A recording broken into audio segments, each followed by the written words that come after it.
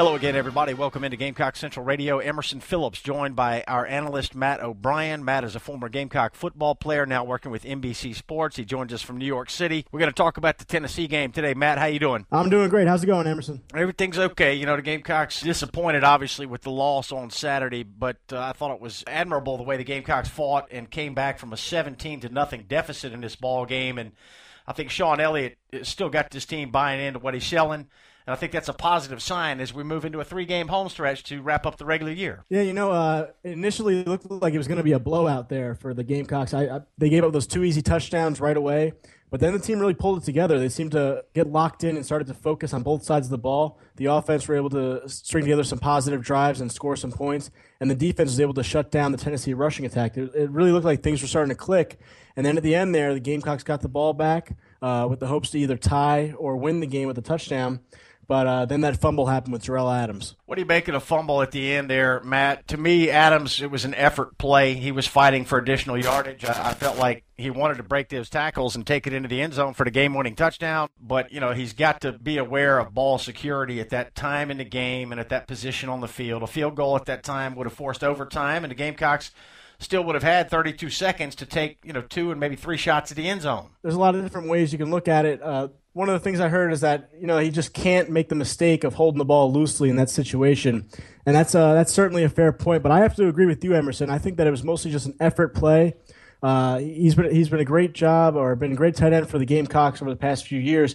He got the ball, broke a tackle. He was obviously very excited about that. He just tried to get going for a little extra yards, and the ball popped out. I really cannot blame him, and my heart goes out to him for that happening in that situation. Yeah, Adams had a big game, and he's been a good player for South Carolina throughout his career. And I like Sean Elliott's comments after the game. He was very much supportive of Jarrell Adams, and he said that Adams was devastated by that fumble at the end of the game. So, unfortunate set of circumstances, but didn't do anything to diminish the Gamecocks' effort against a pretty good Tennessee team. We talked about the Vols last week. The Vols, we talked about the preview. We expected them to come in and kind of lean on that rushing attack with Joshua Dobbs, quarterback, Jalen Hurd at running back.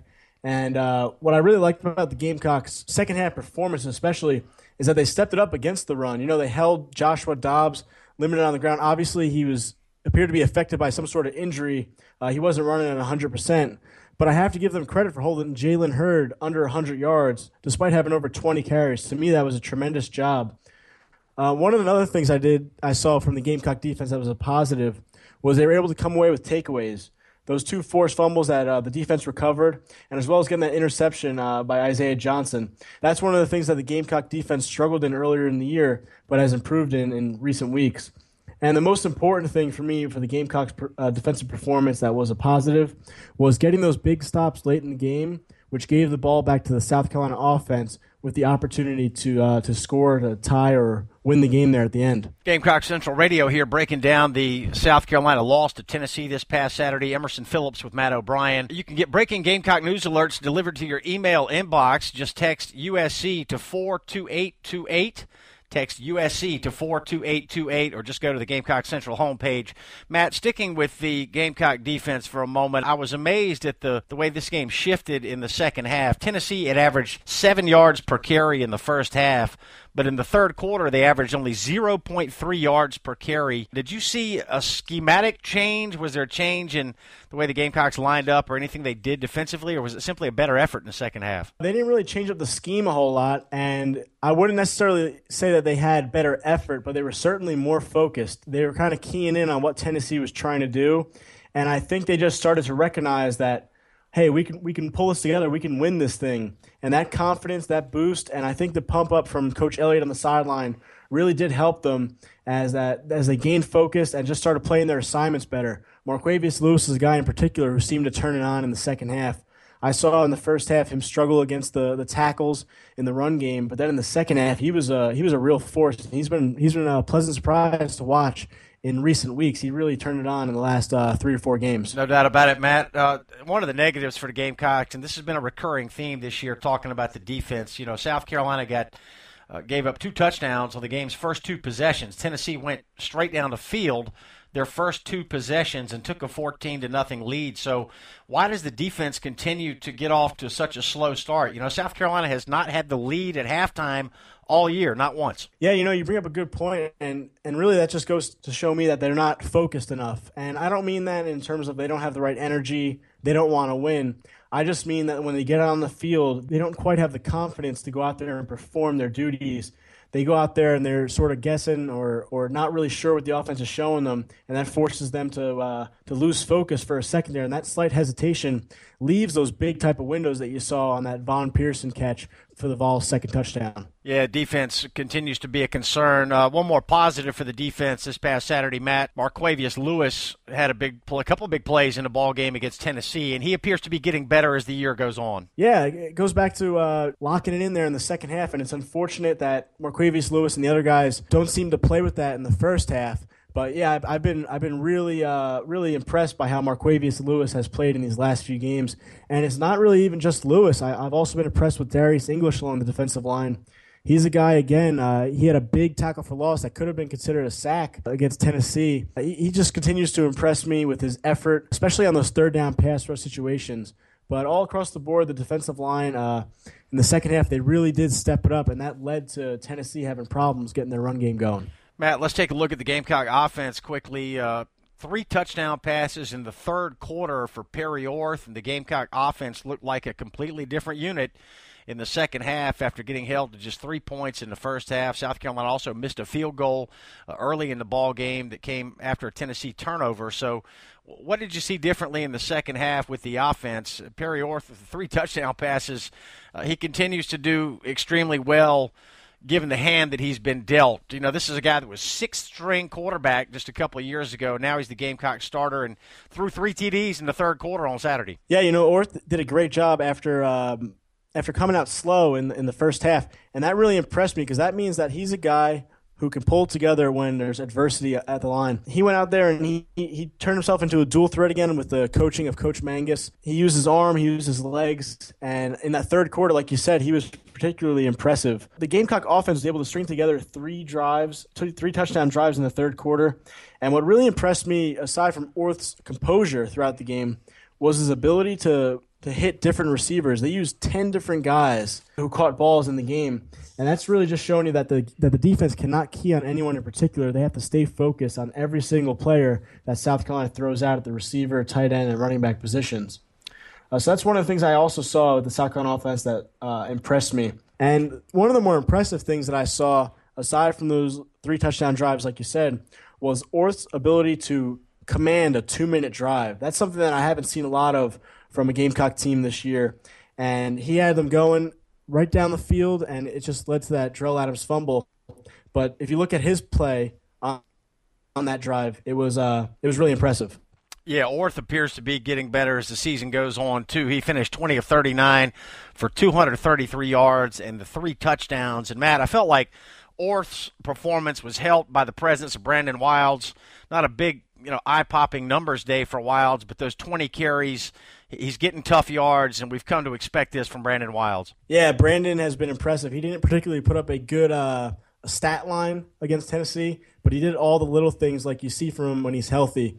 He catches well, he runs well, and he blocks well, and all those things combine to make him a very key part of the South Carolina offense. So Carolina's lost 2 straight now, and Pharaoh Cooper has not been heavily involved in either of the last 2 ball games. Matt, we saw him the victim of a targeting call that went against Tennessee. Cooper took a big shot on the sideline. He was really put in a bad spot there and took a shot, helmet-to-helmet shot. The Tennessee player was ejected from the ball game. I mean, it was a no-brainer when you saw the replay, and he really got rocked on that play. Yeah, he did, and that's just one of the physical parts of the game. The Tennessee player definitely had it in mind that Pharaoh Cooper was the best player for South Carolina. If he can get a good hit on him, he was going to take that chance. But it goes back to getting Pharaoh Cooper more involved in the offense. I know that G.A. Mangus did a good job of moving him around back into that diamond formation on offense. It kind of made the defense have to adjust their look a little bit.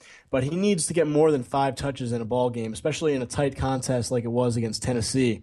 Whether they have to stack him on top of another receiver to give him a little more space to use in the screen game, or even just throw more to him over the middle, kind of line him up in the slot, give him inside-out options, but he has to get more than 5 touches. I don't care if it's at a Wildcat receiver, or running back. Matt, what does it tell you that South Carolina's been competitive? I know the Gamecocks have lost the last two to A&M and to Tennessee, but they've been able to compete with these two teams without big days from Pharaoh Cooper. What does that tell you? It shows me that the team all believes in each other. It's a good team performance. They don't necessarily have to lean on a guy like Pharaoh Cooper to come out and put on the best performance for the team to be there in the end to have a chance to win games. They know that whoever they line up at running back, receiver, they can believe in, they can have trust in, and that shows a lot about the leadership of this team. Not just Coach Elliott, not just Coach Mangus, but also with Perry Orth at the quarterback position. Yeah, and you got to believe that if the Gamecocks can get the ball to Pharaoh Cooper a little bit more over these final 3 games of the regular year, the Gamecocks are going to have a chance to win some games at Williams-Brice, with Florida coming up on Saturday, then the Citadel, and then the season finale with Clemson on Saturday, November the 28th. You're listening to Gamecock Central Radio with Emerson Phillips and Matt O'Brien. We do have new smartphone apps that are available for Gamecock Central Radio. The new Android app is available. Simply search Gamecock Central Radio, and the iPhone app is out now as well.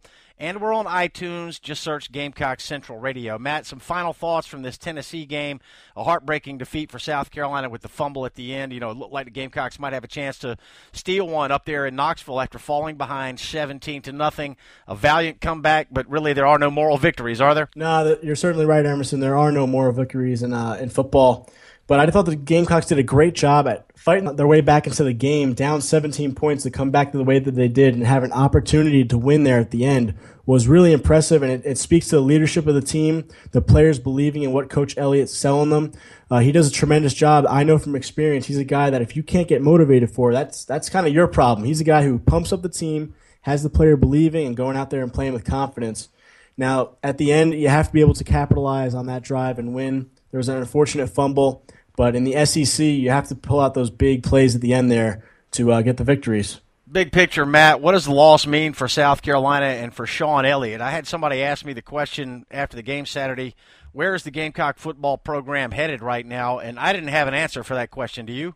Well, yeah, things aren't certainly looking good for the Gamecock program right now. Many would count them out in these last few games, except for the Citadel game, and if you're looking at it from that perspective, you're seeing that South Carolina's probably not going to be bowl eligible this year. They'd have to win 2 of the last 3 to be 5-7 and hope that there aren't that many bowl eligible teams, and you could slide your way into a bowl game. But right now, how it's looking, the odds are stacked against the Gamecocks. Moving forward, this is a rebuilding effort. I think Coach Elliott has done a great job at having the team finish. I think the recruits out there are seeing that. But the most important thing for the Gamecock program moving forward will be that next hire that happens, whether it be at the last week of November or the first week of December. They have to make a great hire, and it's the most important thing for the South Carolina program moving forward. Gamecocks have got Florida coming into Williams-Brice for a noon kickoff on Saturday. Matt, I watched a good bit of the Florida-Vanderbilt game on Saturday, and it was just an ugly game.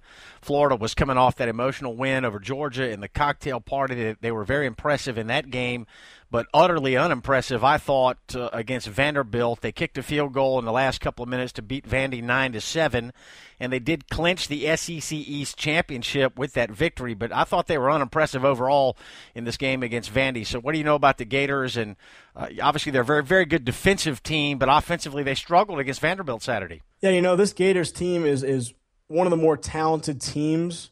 When you look at the SEC rosters, they have tons of guys who are highly rated recruits.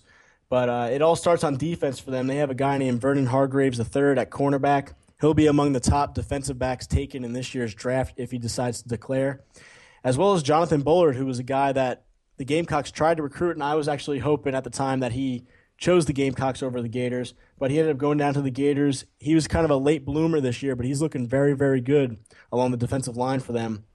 On offense, they got Trayon Harris at quarterback, who's a very good athlete.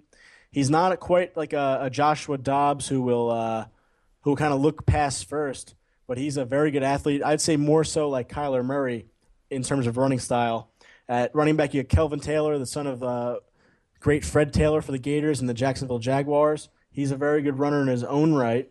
And then at receiver, you got Demarcus Robinson, who's an electric athlete. He does a lot of good things for the Gators. He's been a bit inconsistent, but those 3 guys are really what makes this offense click. And Coach McElwain, in his first year, has done a tremendous job building the Gator offense and the team in general. They have them believing. I mean, no one thought this Gator team would be locked into the SEC championship game earlier than when the season started. He's done a very good job. But like you said, the tape that they put on against Vanderbilt was not impressive at all. And when they come into Williams-Brice, I have full faith that South Carolina can beat them. Yeah, McElwain becomes just the third coach in SEC history to win a division championship in his first year. Les Miles did it at LSU in 2005, Gus Malzahn at Auburn in 2013. So we're getting ready for South Carolina and Florida on Saturday. Noon kick at Williams-Brice. Final 3 games of the year will be at home for the Gamecocks. And Matt and I will return on Gamecock Central Radio for a full preview of this Florida game later in the week. Matt O'Brien, always great talking Gamecock football with you. Thanks for your time. Thank you, Emerson. Take it easy. All right, we'll do it again later this week. For Matt O'Brien, I'm Emerson Phillips. Thanks for joining us on Gamecock Central Radio.